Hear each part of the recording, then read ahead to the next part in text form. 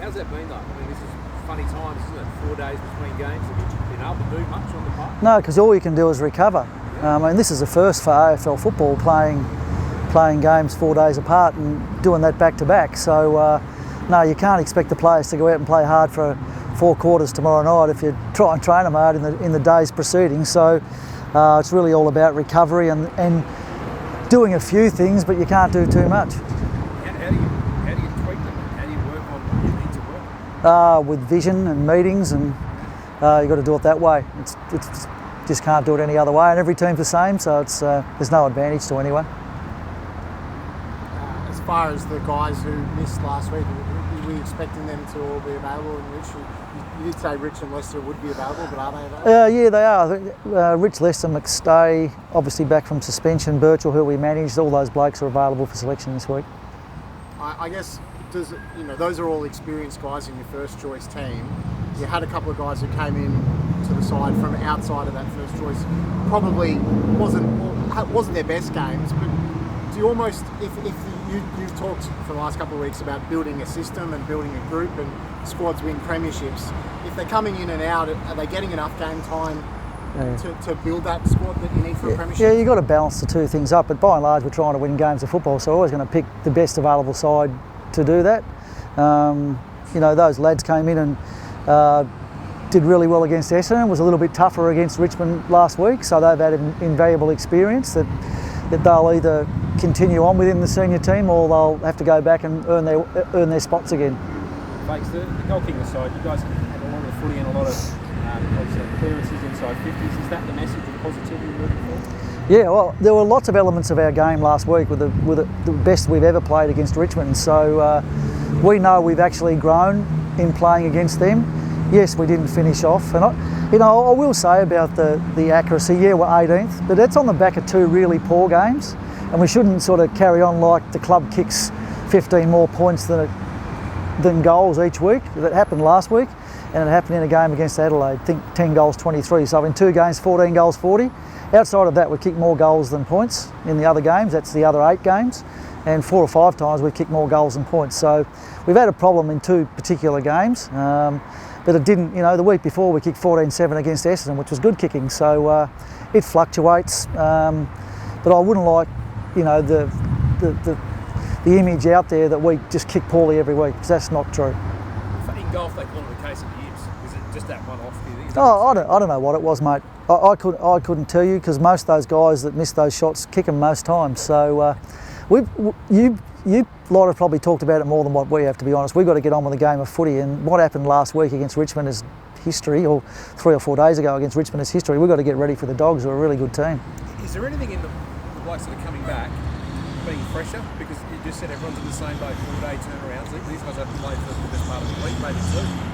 Oh, it'll be good to have some fresh players into the side, there's no doubt about that, but I think if you look at selection across the board in AFL footy over the last 2 or 3 weeks, there's probably been more changes to teams than there would be normally. So I think all teams have got that in mind, the balance of playing your best available team but making sure you've got some freshness as well.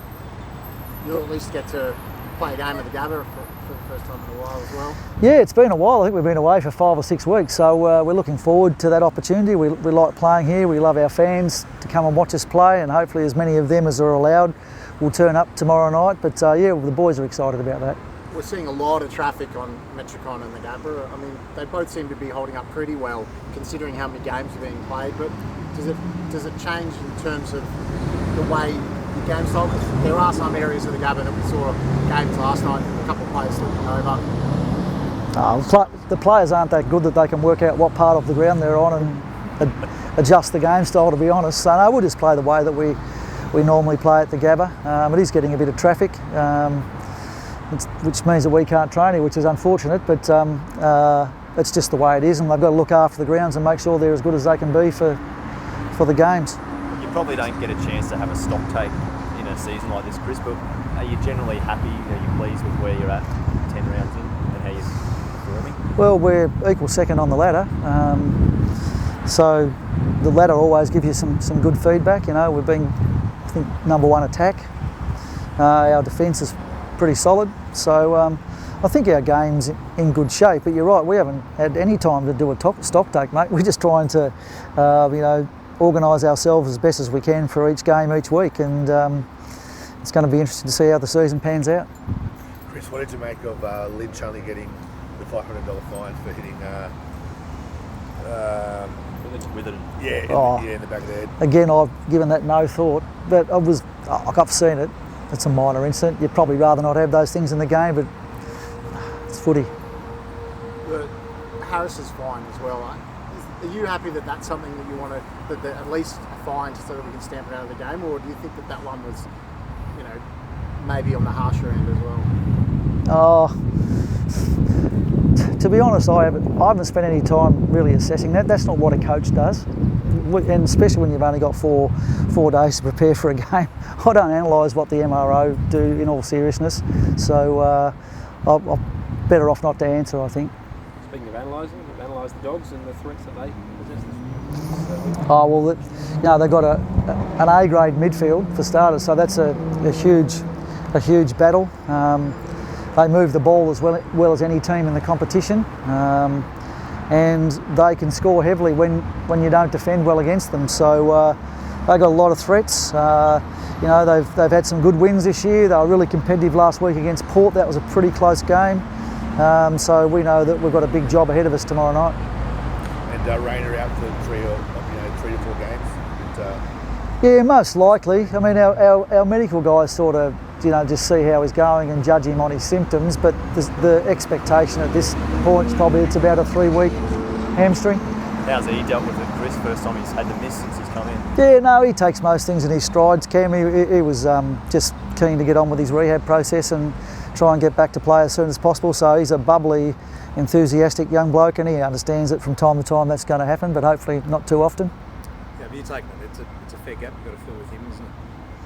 Yeah, he's a terrific young player, but there's that creates opportunities for other people. Or Cal Archie went forward last week in the second half and actually looked pretty good up there. So we'll see how we go replacing him. But we're a team that we've got a lot of goal kickers. We don't rely on any one bloke. We've got 7, 8, 9, 10 fellas that have kicked 4 or 5 or more goals. So it's the team thing that we're looking for in regards to that. With your new coaching thing, you say you've got 4 days to turn. What do you find is the most difficult for you to get your job done to prepare them? What would be the number one thing you've got to get right? Oh, well, it's just that you've got less time to do what you usually do, and you still try to do all the things that you normally do in a normal week. So, you want to make sure that your team's fully prepared on the opposition, what they need to do, what their strengths and weaknesses are, what we want to do. So, I think it's just the pressure on your time. There's no downtime.